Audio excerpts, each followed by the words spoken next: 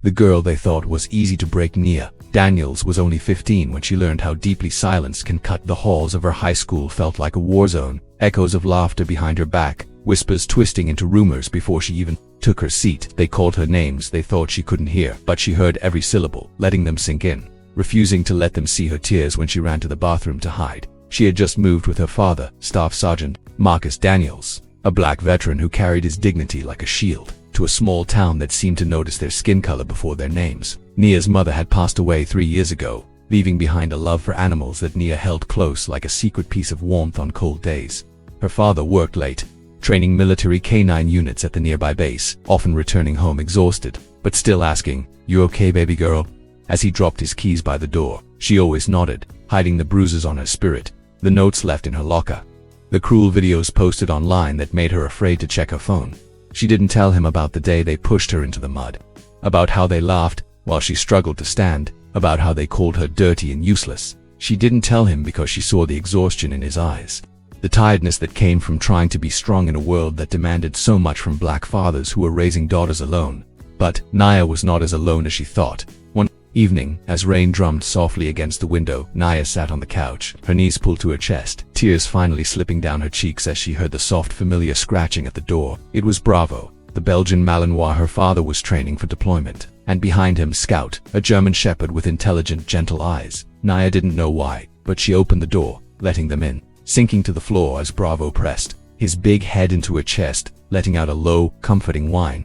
Scout curled up beside her, his warm body like a blanket around her fear. For the first time in days, Nia let herself cry, sobbing into Bravo's fur, feeling Scout's soft breath against her cheek. They didn't judge her, they didn't call her names, they didn't laugh when she felt weak, they just stayed at school. The bullying escalated. A group of older girls cornered her by the lockers, one of them snatching Nia's journal from her hands, flipping through it, laughing at the small sketches of dogs Nia had drawn in the corners of each page. "Oh look, the dog girl," one sneered, waving the journal above Nia's head. "Maybe you should just go bark with them, freak." They pushed her, and Nia stumbled, clutching her books to her chest, trying to grab her journal back, but they threw it across the hallway pages, scattering like feathers. Nia felt her face burn, shame wrapping around her, but something inside her sparked. Her father's words echoed in her mind, "You're allowed to be afraid, but don't let fear decide who you are." That day, Nia decided something had to change. That evening, as she helped her father feed the dogs at the training field, she watched the way Bravo and Scout moved, disciplined yet powerful, how they followed her father's commands with absolute trust.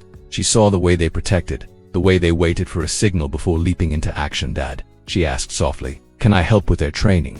He raised an eyebrow, tired but curious. "You sure it's not easy?" "I'm sure." Nia began training with Bravo and Scout, learning how to command them with a firm voice, how to walk with confidence beside them, how to understand their signals. Every morning before school, she woke up early, jogging with Bravo and Scout at her side, their presence reminding her she wasn't alone. They were her silent protectors, reminding her that courage could grow even in the shadows of fear. Then came the day when the bullies tried again. They cornered Nia in the park on her way home, thinking it would be easy to break her again. One girl grabbed her backpack while the other circled her, smirking. "Where's your daddy now, huh?" one of them taunted. "Where's your dogs, frick?" Nia stood still, gripping the strap of her bag, her breath steady. She whistled, a soft, clear note that cut through the laughter from behind the trees. Bravo and Scout appeared, trotting toward her, their eyes alert, their powerful bodies radiating quiet strength. The laughter stopped. The girls froze. Bravo sat beside Nia, his gaze locked on the bullies, Scout positioning himself slightly in front, protective but calm. "Give me back my bag," Nia said softly, her voice clear, no tremble, no fear. The girl's hand shook as she dropped the bag, stepping back as Bravo let out a low, warning growl. "You think you're tough now, huh?" Another girl spat, but her voice cracked, eyes darting between the two dogs. "No," Nia replied, lifting her chin. "I just know I'm not alone." That moment became the day everything changed for Nia. The bullies never touched her again, and whispers spread through the school, not of fear, but of quiet respect. Nia walked the halls with her head held high, her journal safe in her bag, her sketches growing more confident, more alive. At home, she found herself laughing with her father again, sitting with Bravo's head in her lap as Scout rested at her feet, knowing they had given her back something she had almost lost forever, her courage. The girl who stood tall the weeks following that day felt like stepping into sunlight after a storm.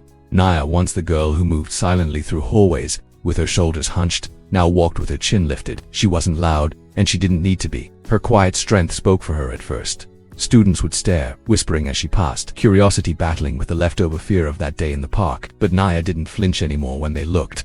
She had Bravo and Scout at her side, after school, and even without them during the day. She carried their strength inside her. At home, her father noticed the change too. He would watch her as she moved around the house, helping with the dogs, brushing their coats, cleaning their paws, speaking to them in a calm, firm tone.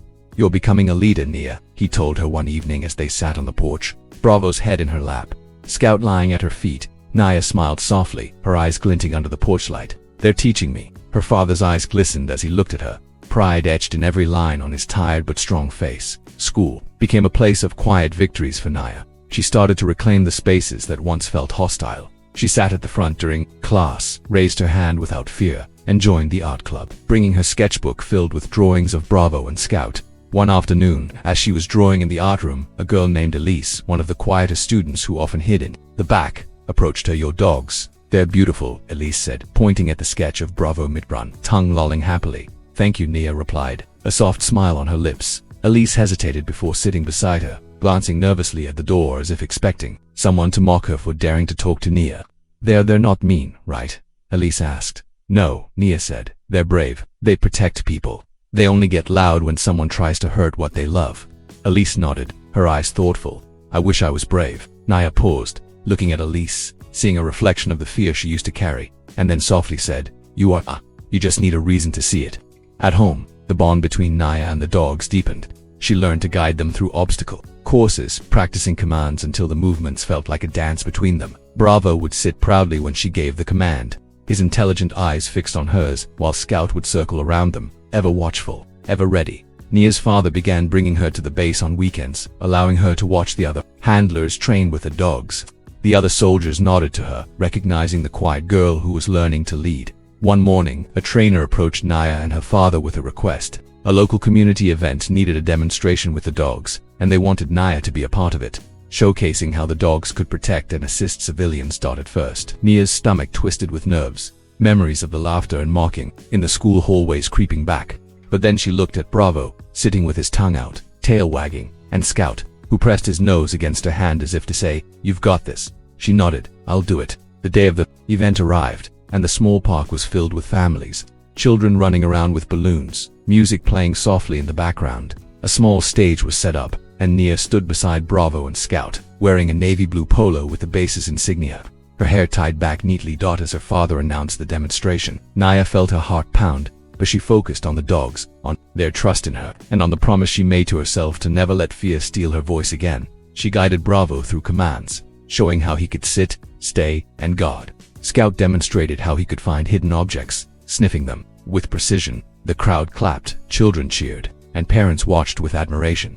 Then came the part of the demonstration where Nia had to show how the dogs could protect a soldier. Played the role of an attacker, moving toward Nia in a slow, deliberate manner. Nia gave the command, her voice steady, and Bravo stepped in front of her, barking sharply, his stance protective yet controlled. The attacker backed away, and Bravo returned to Nia's side, sitting proudly. The applause that followed wasn't just for Bravo and Scout, it was for Nia. Among the crowd, Nia spotted Elise, who was watching with wide eyes, her mother standing beside her. When the demonstration ended, Elise approached, her eyes shining. "You were amazing," Elise whispered. Nia smiled, kneeling down to Bravo and Scout, giving them each a soft pat. "They're amazing." Elise looked at the dogs, then at Nia and finally whispered, "Can I pet them?"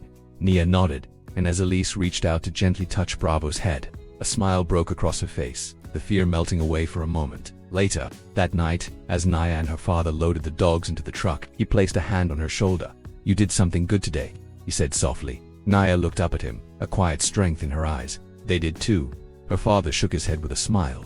"You're more like your mom every day." Nia felt tears prick at the corners of her eyes, but they weren't tears of sadness. They were tears of pride, of love, and of a promise kept, to herself and to the memory of the mother who taught her that kindness was strength. That night, Nia sat by the window, Bravo's head in her lap, Scout curled up at her feet, the moonlight casting a soft glow into her room. She opened her journal, flipping past the pages of dog sketches to a fresh page. She wrote, "They tried to break me, but love made me stronger. They tried to silence me, but courage found its voice. I am not alone, and I will never be silent again." The ripple of courage. The Monday after the demonstration, something felt different in the air as Nia walked into school. She could feel the whispers, but this time they were not filled with malice. They were whispers of curiosity, of cautious respect, of a story spreading through the halls. "Isn't that the girl with the military dogs? I saw her at the park. She was amazing. Her dogs are so cool." For the first time, Nia didn't shrink under the stares. She walked with quiet pride, clutching her sketchbook to her chest, a small smile on her lips. At lunch, as she sat under the tree where she usually drew alone, Elise walked up to her, carrying 2 sandwiches in a brown paper bag. "I thought maybe we could sit together." Elise's voice trembled, but there was hope in her eyes. Nia nodded, patting the grass beside her, and for the first time she shared her lunch with a friend. They talked about dogs, about art, the small joys that made the heavy days easier to carry. Elise confessed she was scared most days, afraid of saying the wrong thing, of being noticed by the wrong people. Nia listened, her fingers tracing the edge of her sketchbook. "It's okay to be scared," she said softly. "Courage doesn't mean you're not scared.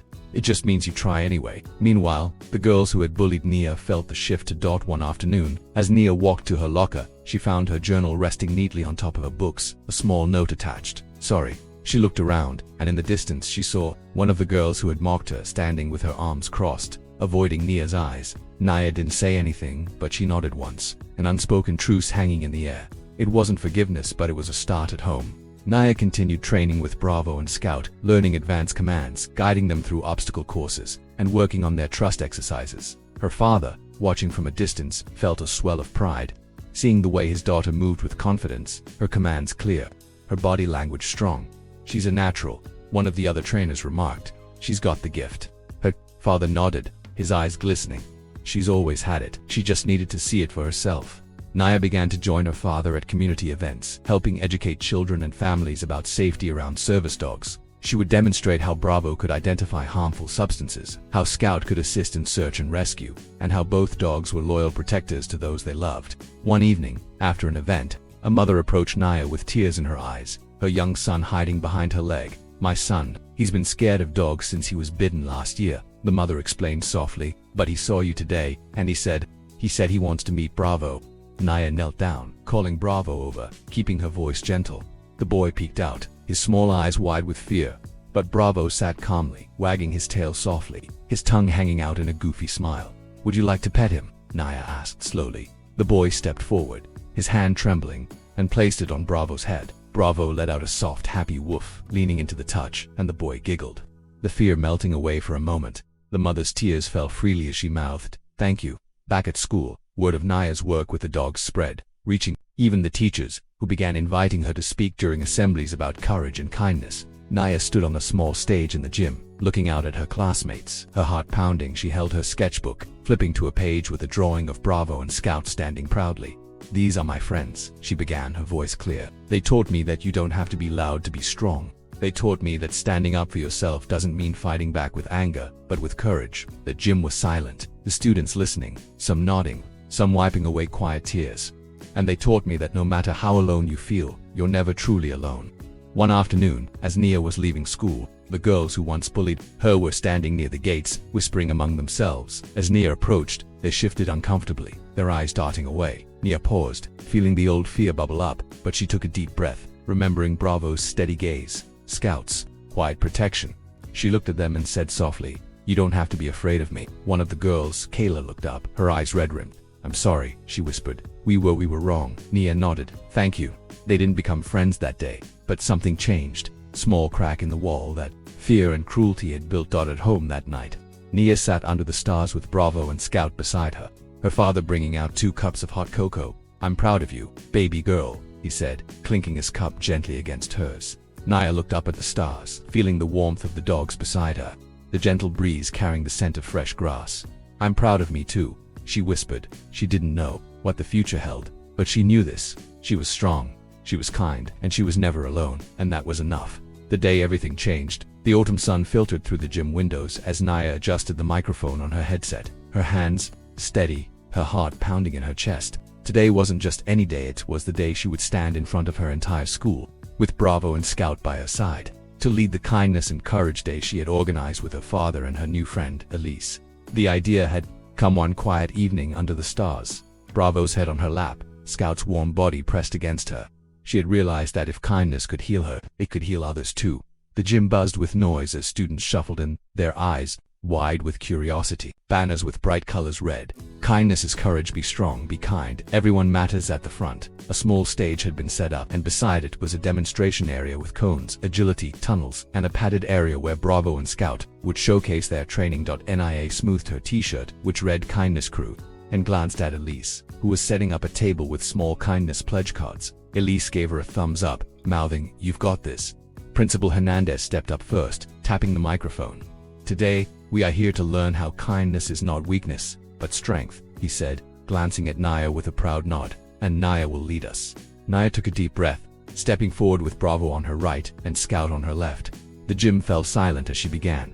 "When I first came to this school," she said, her voice steady, "I felt alone, where I was different, and people made me feel small. But then, I learned something important.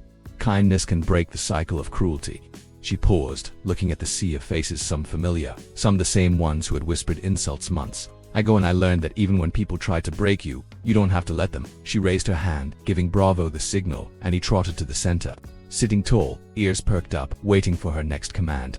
Scout joined, weaving through cones with perfect precision, earning gasps from the crowd. Bravo and Scout were trained to protect and help, Nia explained, "but they are also gentle. They told me that strength is not in hurting others, but in protecting those who can't protect themselves." She called Bravo to hug, and he gently placed his paws on Nia's shoulders, pressing his forehead to hers, a quiet, powerful moment that made even the toughest boys in the crowd swallow hard. Then came the interactive part. Nia invited students to the floor, letting them guide Scout through a simple agility course, cheering them on as they succeeded. The students laughed, faces bright, fear melting away, replaced by joy and wonder.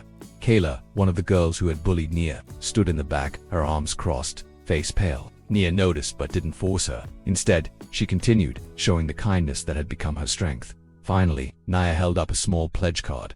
"Today, if you want to, you can write a promise to yourself," she said, "to be kind, to be brave, or to help someone who feels alone.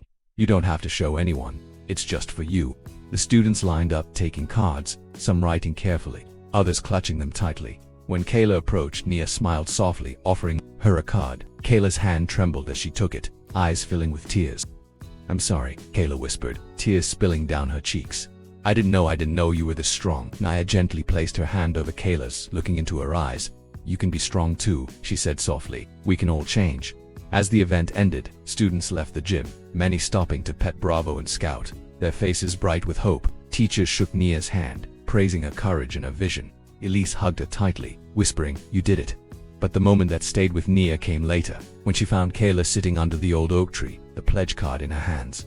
Kayla looked up, tears still in her eyes. "I wrote that I'll try to be kind to people I don't understand," she whispered, "and I'll start with you, if you'll let me." Nia nodded, sitting beside her, Scout resting his head on Kayla's lap, Bravo lying at their feet. "I'd like that," Nia replied. That night, as Nia lay in bed, Scout and Bravo curled at her feet.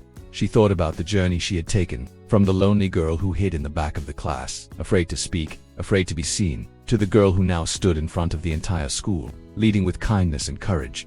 She had learned that bullies could try to break you, but they could not take your spirit unless you let them. She had learned that kindness was a quiet power, stronger than any insult, stronger than any fear. And she had learned that change was possible, even in the hearts of those who had hurt you in the darkness.